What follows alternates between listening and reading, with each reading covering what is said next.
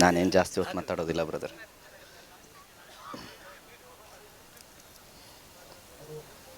बोलो भारत माता की बोलो भारत माता की ಅರಿವು. ರಸಮಂಜರಿ ಕಾರ್ಯಕ್ರಮ ಇದೆ, ಮ್ಯೂಸಿಕ್ ಲಹರಿ ಇದೆ, ಕಾದು ಕುಳಿತಿದ್ದೀರಾ. ನಡುವೆ ಸ್ವಾಮೀಜಿಯವರು ಊರಿಗೆ ಒಳ್ಳೇದಾಗಲಿ ಅಂತ ಒಂದು ಸ್ವಲ್ಪ ಜನ ಸ್ವಾಮೀಜಿಗಳನ್ನು ಕರೆಸಿ ಹಿತವಚನ ಮಾಡಿಸೋಣ ಅಂತ ಕೂರಿಸಿದ್ದಾರೆ. ಊರವರೆಲ್ಲ ಯಾವಾಗಪ್ಪ ರಸಮಂಜರಿ ಕಾರ್ಯಕ್ರಮ, ಮ್ಯೂಸಿಕ್ ಲಹರಿ ಯಾವಾಗಪ್ಪ, ಎಲ್ಲ ತಗೊಂಬಂದಲ್ಲಿ ಇಟ್ಕೊಂಡಿದ್ರಿ, ಯಾವಾಗ ಸ್ಟಾರ್ಟ್ ಮಾಡ್ತೀರಿ ಅಂದರೆ ಇದೇನಿದು ಅಂತ. ಇವತ್ತು ವೀರಾಪುರ ಗ್ರಾಮಕ್ಕೆ ಬಂದು ನಿಂತೀವಿ. ಖಂಡಿತ ಹೇಳ್ತೇನೆ, ಭಾಷಣಕ್ಕೆಂತೂ ಅಲ್ಲ, ನನ್ನ ಆರೋಗ್ಯವೂ ಕೂಡ ಭಾಷಣಕ್ಕೆ ಸರಿ ದೂಗುವಷ್ಟು ಹೊಂದಿಸೋದಿಲ್ಲ ನನಗೆ. ಆದರೆ ನಾನು ಇಲ್ಲಿಗೆ ಬಂದು ನಿಂತಿದ್ದಕ್ಕೆ ಕಾರಣ ಇದೆ. ನಾನು ಅದನ್ನು ನನ್ನ ಮಾತಿನ ಕೊನೆಯ ಹಂತದಲ್ಲಿ ಹೇಳ್ತೇನೆ ಯಾಕೆ ಬಂದೆ ಅಂತ. ಸ್ನೇಹಿತರೆ, ಇವತ್ತು ಬಾಗಲಕೋಟೆಯ ಈ ವೀರಾಪುರದಲ್ಲಿ, ಸುಕ್ಷೇತ್ರ ವೀರಾಪುರ, ಇಲ್ಲಿ ಎಷ್ಟು ಜನ ಕುಳಿತು ಈ ಮಾತುಗಳನ್ನು ಕೇಳಿಸ್ಕೊಳ್ತಿದ್ದೀರೋ ನನ್ನ ಪಾಲಿನ ಪುಣ್ಯ. ನಿಮ್ಮೆಲ್ಲರ ಕಿವಿಗಳಿಗೆ ನನ್ನ ಮಾತುಗಳನ್ನು ಹಾಕ್ತಾ ಇರೋದು. ಶ್ರೀ ಮಲ್ಲಿಕಾರ್ಜುನ ಅಜ್ಜವರು ಅವರ ಪುತ್ರಿಯ ಜನ್ಮದಿನವನ್ನು ಆಚರಿಸ್ತಾ ಇದ್ದೇವೆ. ಪುನೀತ್ ಅವರೇ ಬನ್ನಿ ಅಂತ ಹೇಳಿದಾಗ, ಆಹ್ವಾನ ನೀಡಿದಾಗ, ಸಾಮಾನ್ಯವಾಗಿ ನಮಗೆ ಬರೋದು ಜನ್ಮದಿನದ ಆಚರಣೆ ಅಂತ ಅಂದರೆ ಕೇಕ್ ಕಟ್ ಮಾಡೋದು, ಬಲೂನ್ಗಳನ್ನು ಅಲಂಕಾರ ಮಾಡೋದು. ನಮ್ಮ ಮನಸ್ಸಿನಲ್ಲಿ ಸಾಮಾನ್ಯವಾಗಿ ಇದೇ ಇರುತ್ತೆ, ಒಳ್ಳೆ ಒಂದು ಊಟ ಇರಬಹುದೇನೋ, ಈ ರೀತಿ ಕಾರ್ಯಕ್ರಮ ಅಂತ. ಇಲ್ಲಿಗೆ ಬಂದ ಮೇಲೆ ಗೊತ್ತಾಯಿತು, ಒಂದು ಜನ್ಮದಿನವನ್ನು ಆಚರಿಸುವಾಗ ನಿಜಕ್ಕೂ ಸನಾತನ ಧರ್ಮ ಆ ಮಗುವಿಗೆ ಜೊತೆಗೆ ಎಷ್ಟು ಸಾಧು ಸಂತರ ಆಶೀರ್ವಾದವನ್ನು ನೀಡೋದ್ರ ಜೊತೆಗೆ ನನ್ನ ಮಗಳ ಈ ಜನ್ಮದಿನದ ದಿನ ಊರಿಗೆಷ್ಟು ಒಳ್ಳೆಯದಾಗಬೇಕು ಅನ್ನೋದನ್ನೂ ಕೂಡ ತನ್ನ ಮನಸ್ಸಿನಲ್ಲಿ ಇಟ್ಕೊಂಡು ಆಕೆಯ ಈ ಜನ್ಮದಿನವನ್ನೇ ಬಹಳ ದೊಡ್ಡ ಸುದಿನವಾಗಿ ಮಾಡಿರ್ತಕ್ಕಂಥ ಶ್ರೇಷ್ಠ ತಂದೆ ಕೂಡ ಅವರು. ನಮ್ಮೆಲ್ಲರಿಗೂ ಸ್ವಾಮೀಜಿ ಮಾತ್ರವಲ್ಲ, ಒಂದು ಮಗುವಿನ ಶ್ರೇಷ್ಠ ತಂದೆ ಕೂಡ ಅವರು ಆಗಿದ್ದಾರೆ ಅಂತ ಅಂದರೆ ಅದು ಅತಿಶಯೋಕ್ತಿ ಅಲ್ಲ. ಒಬ್ಬ ತಂದೆ ತನ್ನ ಮಗಳಿಗೆ ಏನನ್ನು ಕೊಡಬಲ್ಲ ಅಂದರೆ ಇಡೀ ಸಮಾಜವನ್ನೇ ಕೊಡಬಲ್ಲ ಅಂತ ಒಂದು ಪುತ್ರಿ. ಆಕೆಯೂ ಕೂಡ ಅಷ್ಟೇ ಶ್ರೇಷ್ಠ ವ್ಯಕ್ತಿ ಆಗೋದ್ರಲ್ಲಿ ಎರಡು ಮಾತಿಲ್ಲ. ಮುಂದಿನ ದಿನಗಳಲ್ಲಿ ಧರ್ಮವನ್ನು ಬೆಳಗುವಂತಹ ದೇವತೆ ಆಗಲಿ ಅಂತ ಹೇಳಿ ನಾನು ಕೂಡ ಆಶಿಸ್ತಾ ಆಕೆಗೆ ಜನ್ಮದಿನದ ಶುಭಾಶಯಗಳನ್ನು ತಿಳಿಸ್ತೇನೆ. ಎರಡನೇದಾಗಿ, ಈ ವೇದಿಕೆ ಮೇಲೆ ಇವತ್ತು ಸಾಧು ಸಂತರು, ಗುರು ಹಿರಿಯರು ಎಲ್ಲರೂ ಬಂದು ಕುಳಿತಿದ್ದೀರಾ. ನಿಮ್ಮೆಲ್ಲರ ಪಾದಾರವಿಂದಕ್ಕೆ ಹಣೆ ಹಚ್ಚಿ ನಮಸ್ಕರಿಸ್ತಾ, ನಿಮ್ಮೆಲ್ಲರಿಗಿಂತ ಕಿರಿಯೋನು ನಾನು, ನಿಮ್ಮೆಲ್ಲರ ಆಶೀರ್ವಾದವನ್ನು ಬೇಡ್ತೇವೆ. ನನ್ನ ಧರ್ಮ ಕಾರ್ಯಗಳಿಗೆ, ನನ್ನ ಹೋರಾಟಗಳಿಗೆ, ನನ್ನ ಮುಂದಿನ ಎಲ್ಲ ವಿಚಾರಗಳಿಗೆ ತಪ್ಪಿದ್ದಾಗ ತಿದ್ದಿ, ಸರಿ ಇದ್ದಾಗ ಬೆನ್ತಟ್ಟಿ ಪ್ರೋತ್ಸಾಹ ನೀಡಿ ಅಂತ ಕೇಳಿಕೊಳ್ತಾ, ಇವತ್ತು ಎರಡನೇ ಕಾರ್ಯಕ್ರಮವನ್ನು ಇದ್ರ ಜೊತೆ ಜೋಡಿಸ್ಕೊಂಡಿದ್ದಾರೆ. ವಿಶ್ವಕರ್ಮ ಹೊಸ ಮಠದ ಟ್ರಸ್ಟ್ ಅಂದರೆ ಒಂದು ಸಮುದಾಯದ ಟ್ರಸ್ಟನ್ನು ಮಾಡ್ತಾ ಇದ್ದಾರೆ. ಸ್ನೇಹಿತರೆ, ಜಾತಿ ಹಲವು, ಜ್ಯೋತಿ ಒಂದೇ. ಬೆಳಗೋ ಜ್ಯೋತಿ ಒಂದೇ, ಜಾತಿ ಹಲವು, ಜ್ಯೋತಿ ಒಂದೇ. ನಾಮ ಹಲವು, ದೈವ ಒಂದೇ. ಇವತ್ತು ನಾವು ವಿಶ್ವಕರ್ಮ ಸಮಾಜವನ್ನು ಯಾವ ರೀತಿ ನೋಡ್ತಿದ್ದೀವಿ? ಈ ಹೊಸ ಟ್ರಸ್ಟ್ ಇವತ್ತು ಉಗಮ ಆಗ್ತಾ ಇದೆ. ಇದು ಯಾವ ನಿಟ್ಟಿನಲ್ಲಿ ಸಾಗಬೇಕು? ನನಗೆ ಬಹಳ ಸಂತೋಷ ಏನು ಅಂತಂದರೆ, ಈ ಈ ವಿಶ್ವಕರ್ಮ ಒಂದು ಟ್ರಸ್ಟನ್ನು ಮಾಡಿರ್ತಕ್ಕಂಥದ್ದು ನನಗೆ ಬಹಳ ಸಂತೋಷವನ್ನು ಕೊಡುತ್ತೆ. ಆ ಟ್ರಸ್ಟ್ ಎಂತೆಂಥ ಕೆಲಸಗಳನ್ನು ಮಾಡಬೇಕು ಅಂತ ನನ್ನ ಆಶಯ ಅಂತ ಅಂದರೆ, ಈ ಸಮಾಜದಲ್ಲಿ ಎರಡು ಥರ ಜನ ಇರ್ತಾರೆ ಸ್ನೇಹಿತರೆ, ಎರಡು ರೀತಿಯ ಜನ. ಒಬ್ಬರು ಕಟ್ತಾರೆ, ಮತ್ತೊಬ್ಬರು ಬಳಸ್ತಾರೆ, ಅಥವಾ ಮತ್ತೊಬ್ಬರು ಇರ್ತಾರೆ. ಕಟ್ಟೋರು ಯಾರು ಅಂತ ಅಂದರೆ, ಮನೆಯನ್ನು ಕಟ್ಟೋನು ಬಡಗಿ, ದೇವಾಲಯವನ್ನು ಕಟ್ಟೋನು ಶಿಲ್ಪಿ. ಕಟ್ಟಿಲ್ವಾ ದೇವಾಲಯವನ್ನ? ಶಿಲ್ಪಿಗಳು ಕಟ್ಟಿದ್ದಾರೆ. ಇವತ್ತು ನಾವು ಹಂಪಿಯಿಂದ ಹಿಡಿದು ಇಲ್ಲಿ ನಾವು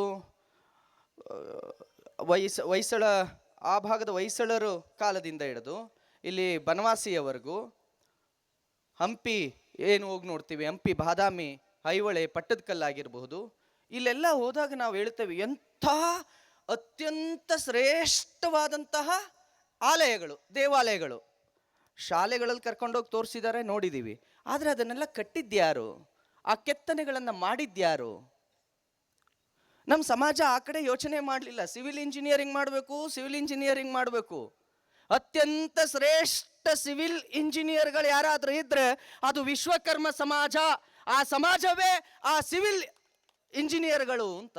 ಇವತ್ತಿನ ಸಿವಿಲ್ ಇಂಜಿನಿಯರ್ಗಳಿಗೆ ಆ ಸಿಂಹದ ಬಾಯಿ ಒಳಗಡೆ ಆ ಕಲ್ಲಿನಲ್ಲಿ ಕೆತ್ತು ಒಳಗಡೆ ಒಂದು ಕಲ್ಲು ಇದೆ. ನೀವು ಅನೇಕ ದೇವಾಲಯಗಳಿಗೆ ಹೋಗ್ಬೋದು.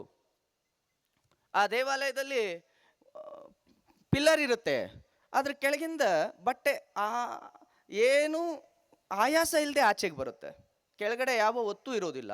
ಅಂತಹ ಶ್ರೇಷ್ಠ ಕೆತ್ತನೆಗಳನ್ನು ಕೆತ್ತಿದಂತಹ, ಆಲಯಗಳನ್ನು ನಿರ್ಮಾಣ ಮಾಡಿದಂತಹ, ನಾಡನ್ನು ಕಟ್ಟಿದಂತಹ ವಿಶ್ವಕರ್ಮ ಸಮುದಾಯ, ನಾಡನ್ನ ಕಟ್ಟಿದ ಸಮಾಜ ವಿಶ್ವಕರ್ಮ ಸಮಾಜ. ಹಾಗಾಗಿ ಆ ವಿಶ್ವಕರ್ಮ ಸಮಾಜ ಇವತ್ತು ಒಂದು ಹೊಸ ಟ್ರಸ್ಟನ್ನು ಕಟ್ಟಿದೆ. ಆ ಟ್ರಸ್ಟಿಗೂ ನಾನು ಸದಾಕಾಲ ಜೊತೆಗೆ ನಿಲ್ತೇನೆ. ನಮ್ಮ ನಾಡು, ನುಡಿ, ದೇಶ, ಸಂಸ್ಕೃತಿ ಇವತ್ತಿಗೂ ನಾವು ಹೆಮ್ಮೆಯಿಂದ ಹೆಗ್ಗಳಿಕೆಯಿಂದ ಹೇಳ್ಕೊಳ್ತೀವಿ ಅಂತ ಅಂದರೆ ಅದು ನೀವು ಕೆತ್ತಿದ, ನೀವು ಕಟ್ಟಿದ ಆ ಆಲಯಗಳೇ ನಮಗಿವತ್ತು ಗುರುತು ಹೊರತು ಇನ್ಯಾವುದೂ ಅಲ್ಲ. ರಾಮಾಯಣ ನಮಗೆ ಗೊತ್ತಿರೋದು, ಮಹಾಭಾರತ ನಮಗೆ ಗೊತ್ತಿರೋದು, ಅದರ ಕುರುಹುಗಳು ಇವತ್ತು ಉಳಿದಿರೋದು ವಿಶ್ವಕರ್ಮ ಸಮಾಜ ಕೆತ್ತಿದಂಥ ಆ ಕುರುಹುಗಳಿಂದನೇ. ಹಾಗಾಗಿ ವಿಶ್ವಕರ್ಮ ಸಮಾಜ ಇಂದು ಸಮಾಜಕ್ಕೆ ಕೊಟ್ಟ ಕೊಡುಗೆ, ಈ ದೇಶಕ್ಕೆ ಕೊಟ್ಟ ಕೊಡುಗೆ ಅನನ್ಯವಾದದ್ದು. ಆ ಸಂಸ್ಕೃತಿಯನ್ನು ಉಳಿಸ್ತಾ ಬೆಳೆಸ್ತಾ ನಾಗರಿಕತೆಯನ್ನು, ಇವತ್ತು ನಾವೇನು ನಾಗರಿಕತೆ ಅಂತ ಕರಿತೀವಿ, ಆ ನಾಗರಿಕತೆಯ ಬೆಳವಣಿಗೆಗೆ ಕಾರಣವಾದದ್ದು ವಿಶ್ವಕರ್ಮ ಸಮಾಜ. ಆ ವಿಶ್ವಕರ್ಮ ಸಮಾಜ ಮತ್ತಷ್ಟು ಸಂಸ್ಕೃತಿಯನ್ನು ನಾಡಿಗೆ ಕೊಡಲಿ, ಅದರ ಸಂಸ್ಕಾರವನ್ನು, ಸಂಸ್ಕೃತಿಯನ್ನು ನಾಡಿಗೆ ತಿಳಿಸುವಂತೆ ಈ ಟ್ರಸ್ಟ್, ಮಠದ ಟ್ರಸ್ಟ್ ಆಗಲಿ ಅಂತ ಕೇಳಿಕೊಳ್ತಾ, ಆ ಟ್ರಸ್ಟಿಗೂ ಕೂಡ ನಾನು ಹೃದಯಪೂರ್ವಕವಾದ ಅಭಿನಂದನೆಗಳನ್ನು ಸಲ್ಲಿಸ್ತೀನಿ. ಭಾಷಣ ನಂದು ಬರೋದಕ್ಕೆ ಮುಂಚೆ ಹೇಳಿದ್ರು ಅವರು. ಹೇಗೆ ಹೇಳಿದ್ರು ಅಂತ ಅಂದರೆ, ನಮ್ಗೆ ಇಲ್ಲಿ ನನ್ನ ಸ್ನೇಹಿತರ ಗದಗದ ಪ್ರವೀಣ್ ಅವ್ರು ಕುಂತಿದ್ದಾರೆ, ಇಲ್ಲಿ ಕರ್ಕೊಬಂದು ನಿಲ್ಲಿಸ್ತವ್ರು. ಇನ್ನು ಸ್ವಾಮೀಜಿಗಳು, ಬಾಗಲಕೋಟೆ ಜಗದೀಶ್ ಸ್ವಾಮೀಜಿಗಳು, ನನ್ನೆಲ್ಲ ಸ್ನೇಹಿತರು ನನ್ನ ಜೊತೆಗೆ ಬಂದಿದ್ದಾರೆ. ಒಂದೊಂದು ಸಲ ಹೋಟ್ಲಿಗೆ ಹೋಗ್ಬೇಕಾದ್ರೆ ಮುಂಚೆನೇ ಹೇಳ್ತಾರೆ, ಅಣ್ಣ ಈ ಹೋಟ್ಲಾಗ ಒಳ್ಳೆ ತಿಂಡಿ ಇರ್ತತಂತೇಳಿ ಹೊಗಳಿ ಹೊಗಳಿ ಹೊಗಳಿ ಹೊಗಳಿ ಯಾವ ಮಟ್ಟಕ್ಕೆ ಹೊಗಳಿರ್ತಾರಂತಂದ್ರೆ ಅಲ್ಲಿ ಹೋಗಿ ಕುಂತಾಗ ಅಕಸ್ಮಾತ್ ಅದು ರುಚಿಸ್ಲಿಲ್ಲ ಅಂತಂದ್ರೆ ಹೆಂಗಿರ್ತತಲ್ಲ ಹಂಗ. ಈಗ ನಿರೂಪಕರು ನನ್ನ ಬಗ್ಗೆ ಹೆಂಗೆ ಹೇಳಾರಂತಂದರೆ, ಆ ಭಾಷಣ ಹಂಗೆ ನೀವು ಕೇಳ್ಕೊಂಬಿಟ್ಟಿರಿ ಮಾತಾಡ್ತಾನಂತ. ಈಗ ಗೊತ್ತಾಗ್ತದೆ ನಾನು ಅಷ್ಟು ದೊಡ್ಡ ಭಾಷಣಕಾರ ಅಂತೂ ಸತ್ಯವಾಗ್ಲೂ ಅಲ್ಲ. ನಾನೊಬ್ಬ ನನಗೆ ಥ್ರೋಟ್ ಇನ್ಫೆಕ್ಷನ್. ನಾನು ಒಬ್ಬ ಕಾರ್ಯಕರ್ತ ಅಷ್ಟೆ, ಹಿಂದೂ ಕಾರ್ಯಕರ್ತ. ಸ್ನೇಹಿತರೆ, ಇವತ್ತು ಬಾಗಲಕೋಟೆಗೆ ನಾನು ಇಲ್ಲಿ ಬಂದು ನಿಲ್ಲೋದಕ್ಕೆ ಏಕೈಕ ಕಾರಣ, ಒಬ್ಬ ವ್ಯಕ್ತಿ ಹೇಳಿದ್ದ, ಬಾಗಲಕೋಟೆಗೆ ಬಂದರೆ ಪುನೀತ್ ಕೆರೆಹಳ್ಳಿ ನಿನ್ನನ್ನು ಬಾಗಲಕೋಟೆಯ ಗಡಿಯನ್ನು ದಾಟಿ ಒಳಗೆ ಬರೋಕ್ ಬಿಡೋದಿಲ್ಲ ಅಂತ. ಬಾಗಲಕೋಟೆಯ ವೀರಾಪುರದಲ್ಲಿ ಬಂದು ನಿಂತಿದ್ದೀನಿ ನೋಡು ಅಂತ ಹೇಳುವ ಕಾರಣಕ್ಕಾಗಿಯೇ ಬಂದು ನಿಂತಿದ್ದೀನಿ. ನಿನಗೆ ಹೇಳ್ತಿದ್ದೀನಿ, ಬಾಗಲಕೋಟೆಗೆ ಬಂದ್ರೆ ಬರೋದಕ್ಕೆ ಬಿಡಲ್ಲ ಅಂತ ಹೇಳಿದ್ದಲ್ಲ, ಪುರ ಪ್ರವೇಶಕ್ಕೆ ಅವಕಾಶ ಕೊಡಲ್ಲ ಅಂತ ಹೇಳಿದ್ದಲ್ಲ. ಬಾಗಲಕೋಟೆಯ ವೀರಾಪುರದ ನಾಡಿನ ಜನರ ಜೊತೆ ನಾನು ಇದೇ ವೇದಿಕೆಯಲ್ಲಿ ನಿಂತಿದ್ದೀನಿ. ಕೇಳಿಸ್ಕೊ, ನೋಡು, ನಿನಗಾಗಿಯೇ ನಾನು ಇಲ್ಲಿ ಬಂದು ನಿಂತಿದ್ದೀನಿ, ನೋಡ್ಕೊ. ಯಾರಿಗೆ? ಹಿಂದೂ ಸಮಾಜಕ್ಕೆ ಸವಾಲಾಗ್ತೀರಿ? ಯಾರಿಗೆ ಸವಾಲಾಗ್ತೀರಿ? ಹಿಂದೂ ಸಮಾಜಕ್ಕೆ. ಸವಾಲುಗಳನ್ನ ನಾವು ಸೋಲುಗಳನ್ನು ಕಂಡಿರಬಹುದು, ಆದರೆ ಸವಾಲುಗಳನ್ನು ಎದುರಿಸಿ ನಿಂತಿದ್ದೇವೆ. ನನ್ನ ಸಮಾಜಕ್ಕೆ ಸೋಲಿನ ಇತಿಹಾಸ ಇರ್ಬೋದು ಅಷ್ಟೇ, ಇಡೀ ಸಮಾಜಕ್ಕೆ ಸೋಲಿನ ಇತಿಹಾಸ ಇರ್ಬೋದು ಅಷ್ಟೇ, ಆದರೆ ಎಂದು ಕೈಕಟ್ಟಿ ಕುಳಿತ ಇತಿಹಾಸ ನನ್ನ ಹಿಂದೂ ಸಮಾಜಕ್ಕಿಲ್ಲ. ರಾಮ ಮಂದಿರವನ್ನ ಕೆಡವಿದು ಅನ್ನುವ ಇತಿಹಾಸ ನಿಮ್ಮ ಹತ್ರ ಇರಬಹುದು, ಅದೇ ರಾಮ ಮಂದಿರವನ್ನ ಭವ್ಯವಾಗಿ ಕಟ್ಟಿ ಮೆಟ್ಟಿ ನಿಂತೆವು ಅನ್ನೋ ಇತಿಹಾಸ ನಮ್ಮ ಹತ್ರ ಇದೆ. ನಿಮ್ಮ ಹತ್ರ ಕೆಡವಿದ ಇತಿಹಾಸವಾದ್ರೆ ನಮ್ಮ ಹತ್ರ ಕಟ್ಟಿ ತೋರಿದ ಇತಿಹಾಸ ಇದೆ. ಇವತ್ತು ಪುನೀತ್ ಕೆರೆಹಳ್ಳಿಯನ್ನ ಈ ಗ್ರಾಮಕ್ಕೆ ಕರ್ಕೊಬಂದು ನಿಲ್ಲಿಸ್ಬೇಕಾದ್ರೆ ಅದೆಷ್ಟು ಕಷ್ಟಪಟ್ಟಿದ್ದಾರೋ ಆ ಪುಣ್ಯಾತ್ಮ ಸ್ವಾಮೀಜಿ ನನಗೆ ಗೊತ್ತಿಲ್ಲ. ಮಲ್ಲಿಕಾರ್ಜುನ ಸ್ವಾಮೀಜಿಗಳು ನನ್ನನ್ನು ಕಾರ್ಯಕ್ರಮಕ್ಕೆ ಕರೆದಾಗ ಅವ್ರಿಗೆ ಗೊತ್ತಿತ್ತೋ ಗೊತ್ತಿರ್ಲಿಲ್ವೋ, ಪುನೀತ್ಜಿ ನೀವು ಬರಬೇಕು ಅಂತ ಕರೆದಾಗ ಸರಿ ಅಂತ ಒಪ್ಕೊಂಡೆ. ನಾನು ಬರ್ತೀನಿ ಅಂತ ಗೊತ್ತಾಗಿ ಕಾಗದ ಪ್ರಿಂಟ್ ಆದಮೇಲೆ ಎಷ್ಟು DC ಮೀಟಿಂಗ್ಗಳಾದವೋ, ಎಷ್ಟು SP ಮೀಟಿಂಗ್ಗಳಾದವೋ ಗೊತ್ತಿಲ್ಲ ಅವರಿಗೆ. ಇವಾಗ ನಗು ಮುಖ ಕಾಣ್ತಾ ಐತೆ, ಈ ಕಾರ್ಯಕ್ರಮದ 6 ಗಂಟೆಗೆ ಮುಂಚೆ ಅವ್ರ ಮುಖ ನಗ್ತಿತ್ತೋ ಇಲ್ವೋ ಗೊತ್ತಿಲ್ಲ. ನಿಮ್ ಬರೋದಕ್ಕೆ ತಡಿತೀವಿ ಅಂತ ಅಂದಾಗ್ಲೇ ಬರಲೇಬೇಕು, ನಾವು ನಿಲ್ಲೇಬೇಕು, ಆ ಕಾರ್ಯಕ್ರಮದ ವೇದಿಕೆ ಮೇಲೆ 2 ಮಾತಾಡಲೇಬೇಕು ಅನ್ನುವ ಛಲ ಹಠ ಹುಟ್ಟೋದು. ನೀವು ಸುಮ್ಮನೆ ಇದ್ರೆ ನೀವು ಸುಮ್ಮನಿದ್ದಿದ್ರೆ ನಾವು ಈ ಪರಿ ಹೋರಾಟ ಮಾಡ್ತಾನೆ ಇರಲಿಲ್ಲ, ಈ ಪರಿ ಸಾಹಸಕ್ಕೆ ಕೈ ಹಾಕ್ತಿರ್ಲಿಲ್ಲ. ಯಾವಾಗ ನೀವು ನಮ್ಮನ್ನು ತಡಿತೀವಿ ಅಂತೀರೋ ಆಗಲೇ ನಮ್ಮಲ್ಲಿ ಹುಚ್ಚೆಚ್ಚಾಗೋದು. ಯಾಕೆ ಅಂತಂದ್ರೆ ನಾವು ಹಿಂದೂ ಸಮಾಜ, ಅದಕ್ಕೆ ನಮ್ಮಲ್ಲಿ ನಾನು ಇದೇ ಮಾತನ್ನು ಇಲ್ಲಿರ್ತಕ್ಕಂಥ ಎಲ್ಲ ಕಾರ್ಯಕರ್ತರಿಗೂ ಹೇಳ್ತೇನೆ. ಹಿಂದೂ ಸಮಾಜ ಅದು ಅತ್ಯಂತ ಶ್ರೇಷ್ಠ ಸಮಾಜ. ಇಲ್ಲಿ ನಾನು ನಿಮ್ಮೆಲ್ಲರಲ್ಲಿ ಕೇಳ್ಕೊಳ್ಳೋದೇನು ಅಂದರೆ, ನಾವು ಯಾವುದೇ ಜಾತಿಯಲ್ಲಿ ಹುಟ್ಟಿರಲಿ, ಯಾವುದೇ ಪಂಥದಲ್ಲಿ ಹುಟ್ಟಿರಲಿ, ನಾವೆಲ್ಲರೂ ಅಣ್ಣ ತಮ್ಮಂದಿರಂತೆ ನಾವೆಲ್ಲರೂ ಒಂದಾಗಿ ಬದುಕಲಿಲ್ಲ ಅಂತ ಅಂದರೆ ನಮ್ಮ ಪ್ರತಿ ಸಮಾಜಗಳು ರಾಷ್ಟ್ರಕ್ಕೆ, ಈ ನುಡಿಗೆ, ನಾಡು ನುಡಿಗೆ ಅತ್ಯಂತ ಶ್ರೇಷ್ಠವಾದ ಕೊಡುಗೆಯನ್ನು ಕೊಟ್ಟಿದ್ದಾವೆ. ನಾವು ನನ್ನ ಸಮಾಜದ ಶ್ರೇಷ್ಠ ಕೊಡುಗೆ ಹಿಂದೂ ಸಮಾಜಕ್ಕೆ, ಭಾರತಕ್ಕೆ ಏನು ಕೊಟ್ಟಿದೆ ಅನ್ನೋದ್ರ ಕಡೆ ದೃಷ್ಟಿ ಹಾಯಿಸ್ಬೇಕೇ ಹೊರತು ನನ್ನದ್ದು ಶ್ರೇಷ್ಠ ಸಮಾಜ ಅಂತ ಹೇಳಿಕೊಳ್ಳುವ ಹೆಗ್ಗಳಿಕೆ ಕಡೆಗಲ್ಲ. ಹೇಳಿ, ನನ್ನ ಸಮಾಜ ಹಿಂದೂ ಸಮಾಜಕ್ಕೆ ಎಂತಹ ಕೊಡುಗೆಯನ್ನು ಕೊಟ್ಟಿದೆ? ಪ್ರತಿ ಸಮಾಜಗಳು ಕೊಟ್ಟಿದ್ದಾವ್ರೆ. ವೇದಗಳು ಕೊಟ್ಟಿದ್ದಾವ, ಅದಾದ ಮೇಲೆ ಜೈನರು ಕೊಟ್ಟಿದ್ದಾರ. ಜೈನರು ಎಂಥ ಶ್ರೇಷ್ಠವಾದಂಥ 26 ತೀರ್ಥಂಕರರು ಇಡೀ ರಾಷ್ಟ್ರಕ್ಕೆ ಎಂಥ ಸಮಾಜ, ಎಂಥ ಕೊಡುಗೆಯನ್ನು ಕೊಟ್ಟರು. ಈ ಒಂದು ಇರುವೆಯನ್ನು ಸಾಯಿಸಬೇಡ ಅಂದಂಥ ಹಿಂದೂ ಸಮಾಜ ನಮ್ಮದು. ಬುದ್ಧ ಎಂತಹ ನಾಡು, ಬುದ್ಧನ ನಾಡು, ಬುದ್ಧನ ಸಂದೇಶ ಎಂತಹ ಸಂದೇಶ. ನಿಜಕ್ಕೂ ಬುದ್ಧನ ನಾಡನ್ನು ಕಟ್ಟೋದಾದ್ರೆ ನೀವು ಸದಾಕಾಲ ನಿದ್ದೆಯಲ್ಲಿದ್ರು ಎದ್ದು ನಿಂತಿರ್ತೇವೆ. ಬುದ್ಧನ ನಾಡನ್ನು ಕಟ್ಟೋದಾದ್ರೆ ನಾವು ಸದಾಕಾಲ ನಿಮ್ಮ ಜೊತೆಗೆ ನಿಂತಿರ್ತೇವೆ. ಅಂತಹ ಬುದ್ಧನ ನಾಡು ಇದು. ಬಸವಣ್ಣ ಎಂತಹ ನಾಡನ್ನು ಕಟ್ಟೋದ್ರು, ಎಂತಹ ಮಾತುಗಳನ್ನು ನಮಗೆ ಹೇಳೋದ್ರು, ಎಂತಹ ಶರಣ ಪರಂಪರೆ, ಎಂತಹ ಭವ್ಯ ಪರಂಪರೆ ನಮ್ಮದು. ಆದ್ರೆ ಇವತ್ತು ನಾವು ಹೇಗೆ ಬದುಕ್ತಿದ್ದೀವಿ ಗೊತ್ತಾ? ಕಾಡಲ್ಲಿ ಎಲ್ಲ ಪ್ರಾಣಿಗಳು ಸೇರ್ಕೊಂಡು ಒಂದು ಗಲಾಟೆ ಶುರುವಾಯ್ತಂತೆ. ಕಾಡಿನ ರಾಜ ಯಾರು ಅಂತ. ಏನು? ಕಾಡಿನ ರಾಜ ಯಾರು ಅಂತ. ಎಲ್ಲ ಪ್ರಾಣಿಗಳು ತೀರ್ಮಾನ ಮಾಡಿ, ಸಿಂಹನೇ ಶ್ರೇಷ್ಠ, ಅವನೇ ತುಂಬ ಕ್ರೂರಿ, ಅವನಷ್ಟು ಕ್ರೂರತ್ವ ಇರುವ ಮತ್ತೊಂದು ಪ್ರಾಣಿ ಇಲ್ಲ, ಅವನೇ ನಮ್ಮನ್ನೆಲ್ಲ ಬಡಿದು ತಿಂದ್ಬಿಡ್ತಾನೆ, ನಾವು ಸುಮ್ಮನೆ ಅಮಾಯಕರು. ಜಿಂಕೆ ಹೇಳ್ತಂತೆ ಆ ಉಲ್ಲೇಖರ, ನಾನು ಹುಲ್ ತಿಂತಿರ್ತೀನಿ, ಬಂದು ನನ್ನನ್ನು ತಿಂದುಬಿಡ್ತಾನೆ ಅವನನ್ನೇ ರಾಜನ್ ಮಾಡ್ರಪ್ಪ. ಎಲ್ಲ ಪ್ರಾಣಿಗಳು ಕೂಡ ಒಟ್ಟಾಗಿ ಸೇರಿ ಡಿಸೈಡ್ ಮಾಡಿ ಸಿಂಹವನ್ನ ಕಾಡಿನ ರಾಜನಾಗಿ ಮಾಡ್ತಾರೆ. ನೀನೇ ಅತ್ಯಂತ ಕ್ರೂರಿ ಪ್ರಾಣಿ, ನಿನಗಿಂತ ರಾಜಕಾರಣಿಗಳು ಕ್ರೂರಿ ಅಂತ ನಾಯಕತ್ವವನ್ನು ಕೊಟ್ಟಿಲ್ಲ ನಾವು. ನೀನೇ ಅತ್ಯಂತ ಕ್ರೂರ ಪ್ರಾಣಿ, ನಮ್ಮ ಎಲ್ಲ ನಾಯಕತ್ವವನ್ನು ನೀನೇ ವಹಿಸ್ಕೋಬೇಕು, ನೀನೇ ಅತ್ಯಂತ ಕ್ರೂರಿ ಜಗತ್ತಿನಲ್ಲಿ, ನಿನ್ನನ್ನು ಬಿಟ್ಟರೆ ಮತ್ತೊಬ್ಬ ಯಾವ ಜೀವಿಯೂ ಕ್ರೂರಿಯಾಗಿ ಇರಲಿಕ್ಕೆ ಸಾಧ್ಯ ಇಲ್ಲ ಅಂತ ಹೇಳಿ ಸಿಂಹಕ್ಕೆ ರಾಜನನ್ನಾಗಿ ಮಾಡ್ತಾವೆ. ಕಾಡಿಗೆ ರಾಜನನ್ನಾಗಿ ಸಿಂಹನನ್ನು ಕೂರಿಸ್ತವೆ. ಈಗ ರಾಜ ಆದಮೇಲೆ ಪ್ರಪಂಚ ಪರ್ಯಟನೆ ಮಾಡಬೇಕಲ್ಲ.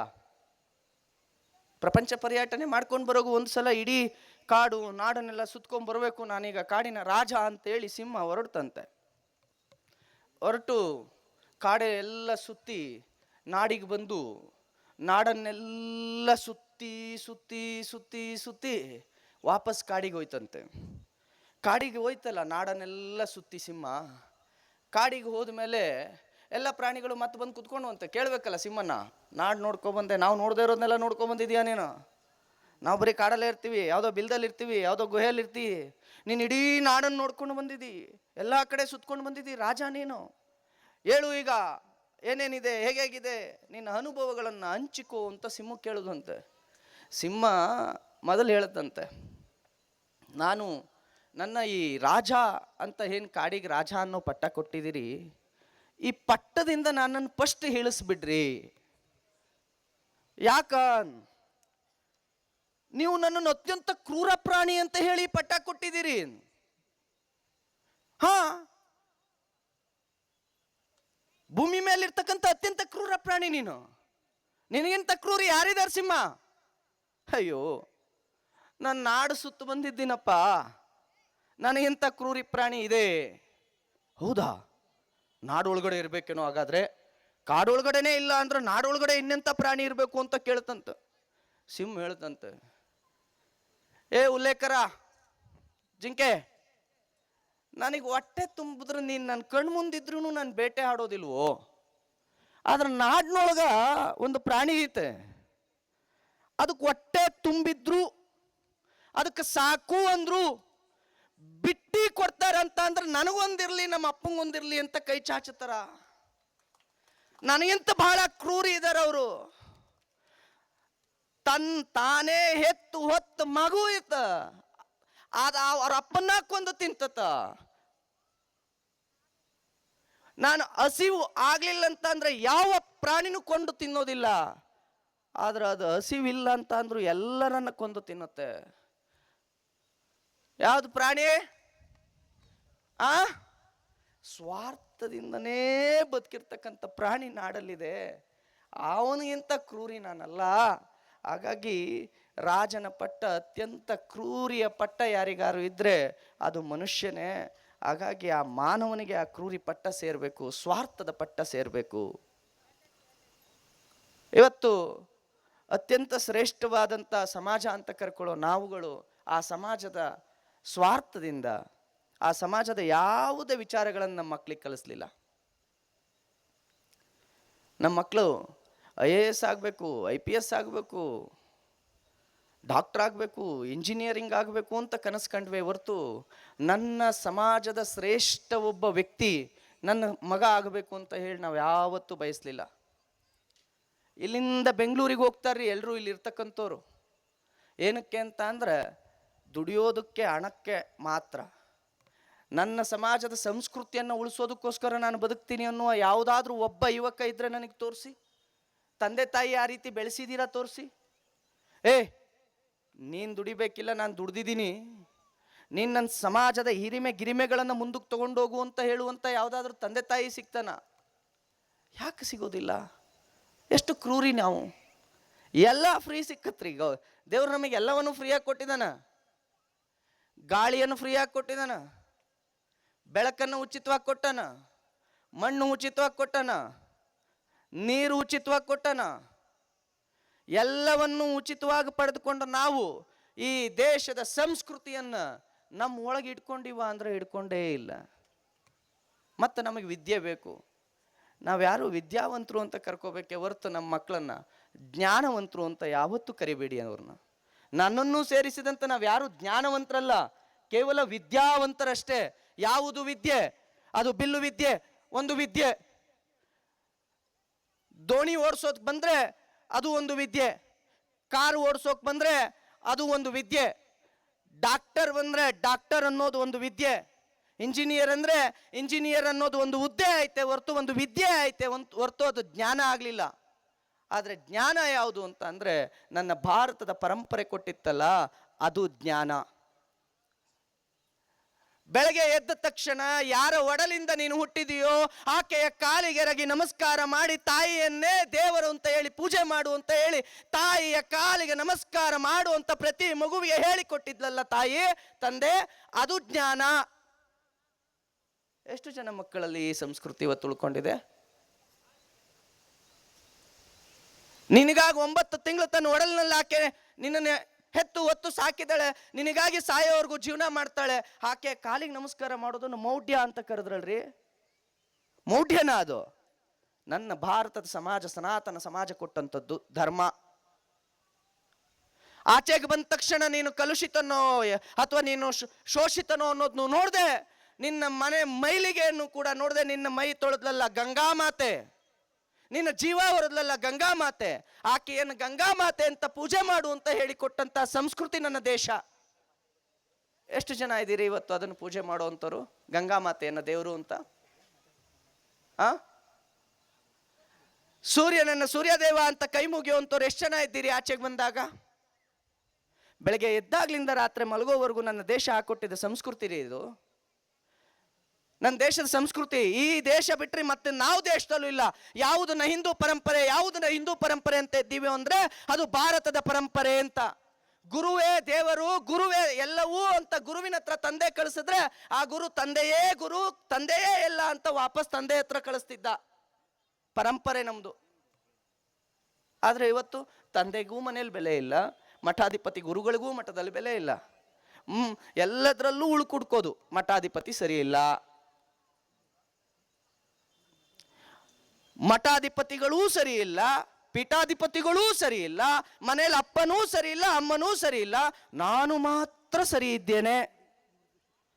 ಇಂತಹ ಹುಚ್ಚು ಇದರಿಂದ ಆಚೆಗೆ ಬಂದು ನಾವೆಲ್ಲರೂ ಕೂಡ ಈ ದೇಶದ ಈ ಪರಂಪರೆಯ ಕೇಂದ್ರವಾದಂಥ ಧರ್ಮವನ್ನು ರಕ್ಷಿಸುವ ಸಂಸ್ಕೃತಿ ಉಳ್ಳಂಥ ಯುವಕರು ನಾವು ನೀವು ಆಗಬೇಕಾಗಿದೆ ಸ್ನೇಹಿತರೆ.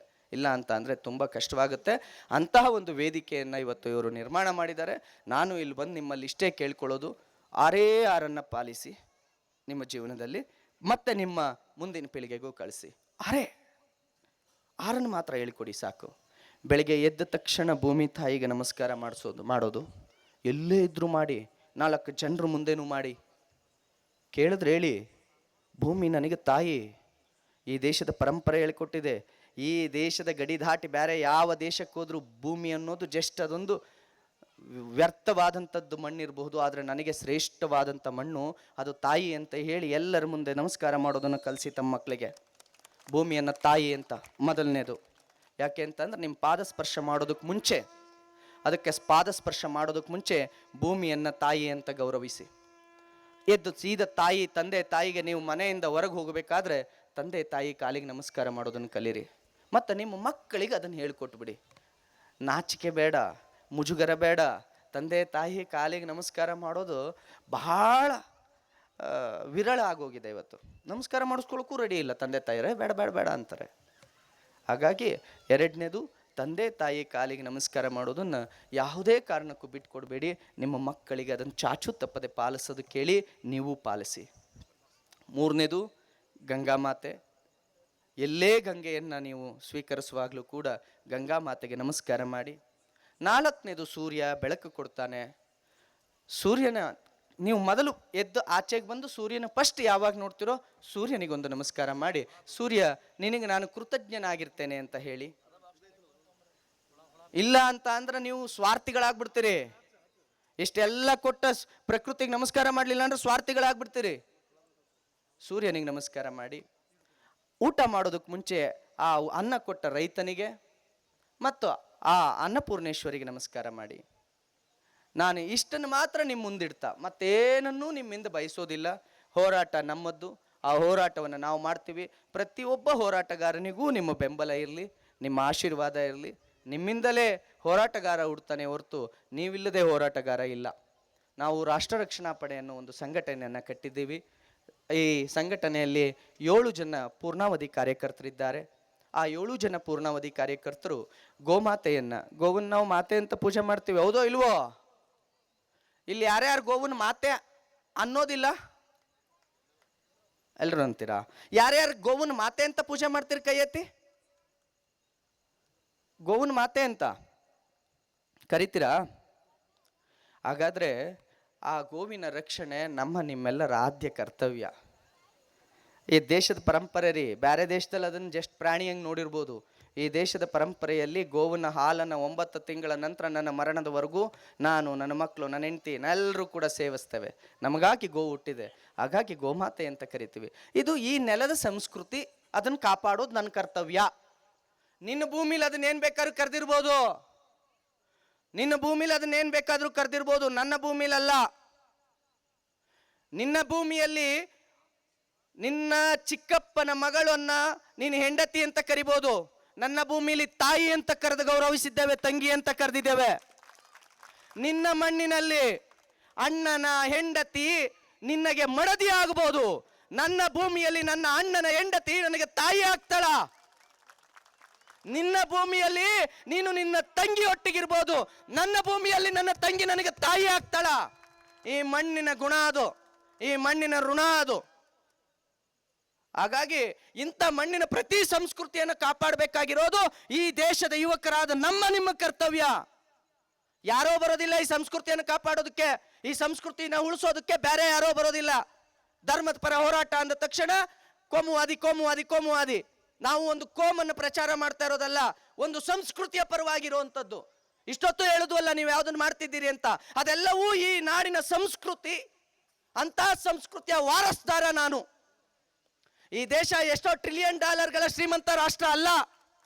ನೀವೇನಾದ್ರು ಹೇಳಿದ್ರೆ ಕೇಳಿ ಯಾರಾದ್ರೂ, ನಿನ್ನ ದೇಶ ಎಷ್ಟು ಶ್ರೀಮಂತ ಅಂತ ಅಂದ್ರೆ, ನನ್ನ ದೇಶದ ಶ್ರೀಮಂತಿಕೆಯನ್ನ ಹಣದಿಂದ ಅಳೆದಿಲ್ಲ, ನಾವು ಸಂಸ್ಕೃತಿಯಿಂದ ಅಳೆದಿದ್ದೀವಿ.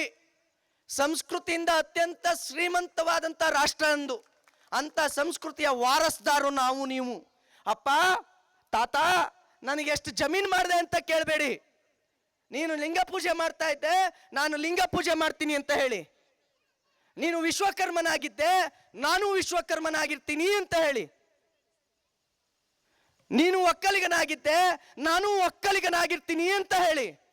ನೀನು ಕುರುಬನಾಗಿದ್ದೆ, ನಾನು ಕುರುಬನಾಗಿರ್ತೀನಿ ಅಂತ ಹೇಳಿ. ನೀನು ಬ್ರಾಹ್ಮಣನಾಗಿದ್ರೆ ನಾನು ಬ್ರಾಹ್ಮಣನಾಗಿರ್ತೀನಿ ಅಂತ ಹೇಳಿ. ಆದರೆ ಶ್ರೇಷ್ಠತೆಯನ್ನು ಮಾತ್ರ ಮಾಡಬೇಡಿ. ನೀವೆಲ್ಲರೂ ನಿಮ್ಮ ನಿಮ್ಮ ಸಂಸ್ಕೃತಿಯ ಆಧಾರದ ಮೇಲೆ ರಾಷ್ಟ್ರಕ್ಕೆ ಕೊಡುಗೆಯನ್ನು ಕೊಟ್ಟೋಗಿ. ಆದರೆ ಹೋರಾಟಗಾರರನ್ನು ಕೈ ಬಿಡಬೇಡಿ. ಕ್ರಾಂತಿಯ ಹೋರಾಟಗಾರರಿಗೆ ಅಪಪ್ರಚಾರ ಇದ್ದದ್ದೇ. ಅವತ್ತು ಚಂದ್ರಶೇಖರ್ ಆಜಾದ್ರಿಗೆ, ಯಾರು ಆಜಾದ್ರದ ಕತೆ ಇದ್ರೆ ಹೋದಿ, ಅವರನ್ನು ಇವತ್ತು ನನ್ನ ಮೇಲೆ ಹೆಂಗೆ ಕೇಸ್ ಹಾಕಿದಾರಲ್ಲ, ಅದೇ ಥರ ಆಜಾದ್ರ ಮೇಲೂ ಕೇಸ್ ಆಗಿತ್ತು. ಯಾಕೆ ಅಂದರೆ ಸಂಸ್ಕೃತಿಯ ರಕ್ಷಣೆಗಾಗಿ ಅವರು ಹೋರಾಟ ಮಾಡ್ತಾಯಿದ್ರು. ಅವರನ್ನು ದರೋಡೆಕೋರರು ಅಂತ ಕರೆದಿದ್ರು ಪುಣ್ಯಾತ್ಮರು. ಆ ಪುಣ್ಯಾತ್ಮರ ಹೆಸರು ನಾನು ಹೇಳೋದಿಲ್ಲ, ದರೋಡೆಕೋರರು ಅಂತ ಕರೆದಿದ್ರು. ಯಾರು ಅಂತ ನೀವು ಹೋಗಿ ಗೂಗಲ್ ಮಾಡಿ ಓದ್ಕೊಳ್ಳಿ. ಯಾರನ್ನ? ರಾಷ್ಟ್ರಕ್ಕಾಗಿ ತನ್ನನ್ನೇ ತಾನು ಅರ್ಪಿಸಿಕೊಳ್ಳೋದಕ್ಕೆ ಹೊರಟಂತ ಚಂದ್ರಶೇಖರ್ ಆಜಾದ್, ಭಗತ್ ಸಿಂಗ್, ರಾಜ್ಗುರು, ಸುಖದೇವ್ ಅಂಥವ್ರನ್ನೆಲ್ಲ ದರೋಡೆಕೋರರು ಅಂತ ಕರೆದಿದ್ರು. ಅವರನ್ನೇ ದರೋಡೆಕೋರರು ಅಂತ ನೀವು ನನ್ನನ್ನು ದರೋಡೆಕೋರ ಅಂತ ಅಂದರೆ ನನಗಾವ ಬೇಸರವೂ ಇಲ್ಲ. ನೀವು ನಮ್ಮನ್ನು ಕೇಸ್ ಹಾಕಿ ನೀವು ಕೊಲೆಗಾರ ಅಂತ ಕರೆದ್ರೂ ನನಗೇನು ಬೇಸರ ಇಲ್ಲ. ಆದರೆ ನನ್ನನ್ನು ಪ್ರೀತಿಸೋ ಜನ ಯಾವತ್ತೂ ನನ್ನನ್ನು ಹಿಂದೂ ಹೋರಾಟಗಾರ ಅಂತಲೇ ಕರೀತಾರೆ, ವೇದಿಕೆಯನ್ನು ಕಲ್ಪಿಸಿ ಕೊಡ್ತಾರೆ. ನಾನು ಬರ್ತೀನಿ ಅಂತ ಅಂದಾಗ ಬೆಳಗಿಂದ ನನ್ನ ಜೊತೆಗೆ ನಿಂತಿದ್ದಾರ್ರಿ. ಬೆಳಗಿಂದ ನನ್ನ ಜೊತೆಗೆ ನಿಂತ್ಕೊಂಡು, ಅಣ್ಣ ನೀವು ಬಾಗಲಕೋಟೆಗೆ ಹೋಗೋದಾದ್ರೆ ನಿಮ್ಮ ಜೊತೆಗೆ ನಾವು ಯಾವಾಗಲೂ ನಿಮ್ಮ ಜೊತೆಗಿರ್ತೀವಿ ಅಂತ ಹೇಳಿ ತನ್ನ ಕಾರ್ ಹಾಕಿಸ್ಕೊಂಡು, ಡೀಸೆಲ್ ಹಾಕಿಸ್ಕೊಂಡು, ಅವರು ಜಗದೀಶ್ ಗುರುಗಳು ನಾನು ಕಾರ್ ತೊಗೊಂಡು ಬರ್ತೀನಿ ಅಂತ ಕಾರ್ ತೊಗೊಂಡು ಸೇರನ್ನು ಹಾಕ್ಕೊಂಡು ನಮ್ಮ ಹಿಂದೆ ಬಂದಾರ. ಇಂಥ ಶ್ರೇಷ್ಠ ಸಮಾಜ ನಮ್ಮದು ಮತ್ತು ನಿಮ್ಮದು. ಹಾಗಾಗಿ ನಾನು ನಿಮ್ಮೆಲ್ಲರಲ್ಲೂ ಹೇಳ್ತೇನೆ, ನಿಮ್ಮೆಲ್ಲರ ಬೆಂಬಲ ಸದಾಕಾಲ ನಮ್ಮಂಥ ಹೋರಾಟಗಾರರ ಜೊತೆಗಿರಲಿ. ನಾವು ಒತ್ತಿನ ರೊಟ್ಟಿಯ ಗಂಜಿಗಾಗಿ ಕಂಡವರ ಮನೆ ಮುಂದೆ ನಿಲ್ಲೋದು ಬೇಡ. ನಾವು ಹಿಂದೂ ಕಾರ್ಯಕರ್ತರು ನಿಮ್ಮ ಮನೆ ಮುಂದೆ ನಿಂತಿರ್ತಾವ, ನೀವ ನಮಗೆ ಅನ್ನ ಹಾಕಬೇಕು, ನೀವ ನಮಗೆ ಬೆನ್ನು ತಟ್ಟಬೇಕು. ಹೋಗಲ್ಲ ಹೋರಾಟಕ್ಕೆ, ನಿಮ್ಮಿಂದ ನಾವು ಇದೀವಿ ಅನ್ನೋ ಸಂದೇಶವನ್ನು ನೀವೆಲ್ಲ ಕೊಡೋದಾದ್ರೆ ಹಿಂದೂ ಹೋರಾಟಗಾರರು ಗೋರಕ್ಷಕರ ಜೊತೆ ಈ ವೀರಾಪುರ ಸುಕ್ಷೇತ್ರ ಜನತೆ ಇದೀವಿ ಅನ್ನೋ ಸಂದೇಶವನ್ನು ಕೊಡೋದಾದ್ರೆ ನನ್ನ ಜೊತೆಗೆ ಕೊಟ್ಟು ಕಳಿಸಿ. ಯಾರ್ಯಾರು ಪೂರ್ಣಾವಧಿಯಾಗಿ ರಾಷ್ಟ್ರಕ್ಕಾಗಿ ಕಾಯಕ ಮಾಡ್ತಿರೋ, ಧರ್ಮಕ್ಕಾಗಿ ಕಾಯಕ ಮಾಡ್ತಿರೋ, ಆ ಸಂಸ್ಕೃತಿಯ ಉಳಿವಾಗ ಕಾಯಕ ಮಾಡ್ತಿರೋ, ಆ ಕಾಯಕದ ಜೊತೆ ನೀವು ಇದೀವಿ ಅನ್ನೋದಾದ್ರೆ ಜೋರಾಗಿ ನೀವೆಲ್ಲರೂ ಕೂಡ ಎರಡೂ ಕೈಯನ್ನ ಎತ್ತಿ ನನ್ನ ಜೊತೆ ನನ್ನ ಈ ಜೈಕಾರ ಘೋಷಣೆಗಳಿಗೆ ನೀವು ಕೂಡ ಧ್ವನಿಯಾಗಬೇಕು ಅಂತ ಕೇಳ್ತಾ, ಈ ಧ್ವನಿ ಯಾರ್ಯಾರು ರಾಷ್ಟ್ರ ಕಾರ್ಯಕ್ಕೆ ಮುಂದಕ್ಕೆ ಬರ್ತಾರೋ ಅವರಿಗೆ ನೀವು ಕೊಡುವಂತಹ ಗೌರವ ಅಂತ ತಿಳ್ಕೊಳ್ತಾ ಎರಡೂ ಕೈಯನ್ನ ಗಾಳಿಗೆ ಬೀಸ್ತಾ ಜೋರಾದ ಜೈಕಾರವನ್ನ ನನ್ನ ಜೊತೆ ಹಾಕಬೇಕು ಅಂತ ಕೇಳ್ಕೊಳ್ತಾ ಇದ್ದೀನಿ. ಬೋಲೋ ಭಾರತ್ ಮಾತಾ ಕಿ, बोलो भारत माता की, वंदे वंदे वंदे, गो माता की, गो माता की, गंगा माता की, गंगा माता की, जय श्री राम, जय श्री राम, प्रभु श्री रामचंद्र की, प्रभु श्री रामचंद्र की, बोलो ಭಾರತ್ ಮಾತಾ ಕಿ. ಥ್ಯಾಂಕ್ ಯು, ಧನ್ಯವಾದಗಳು. ನಿಮ್ಮೆಲ್ಲರ ಬೆಂಬಲ ಹೀಗೆ ಇರಲಿ. ಮತ್ತೆ ಕೊನೆಯದಾಗಿ, जब तक आपका घर में जिहादी पैदा होता रहेंगे तब तक हमारा घर में शिवाजी पैदा होता रहेंगे. ಏನಪ್ಪ ಇಟ್ಕೊಳ್ಳೋ, ಅವನಿಗೆ ಹೇಳ್ತಾ ಇರೋದೆ ಏನಪ್ಪ, ಇಡೀ ಸರ್ಕಾರವನ್ನು ಹಿಡ್ಕೊಂಡು ಎಲ್ಲರನ್ನೂ ಜೊತೆಗಿಡ್ಕೊಂಡು ಬಾಗಲಕೋಟೆಗೆ ಬರಕ್ಕೆ ಬಿಡಲ್ಲ ಅಂದೆ. ಬಾಗಲಕೋಟೆಗೆ ಬಂದು ಈ ವೀರಾಪುರದ ಜನರ ಬೆಂಬಲವನ್ನೂ ಕೂಡ ಹೋರಾಟಗಾರರ ಹೆಗಲಿಗೆ ಹಾಕೊಂಡು ಹೊರಡ್ತಾ ಇದ್ದೇನೆ. ಹೋಗಿ ಬರ್ತೇನೆ. ನಿನಗೆ ಸಂದೇಶ ಕೊಡೋದಕ್ಕೆ ಇಲ್ಲಿಗೆ ಬಂದಿದ್ದೆ. ವೀರಾಪುರದಲ್ಲಿ ನನ್ನೊಟ್ಟಿಗೆ ಸಾವಿರಾರು ಕಾರ್ಯಕರ್ತರಿದ್ದಾರೆ ಅಂತ.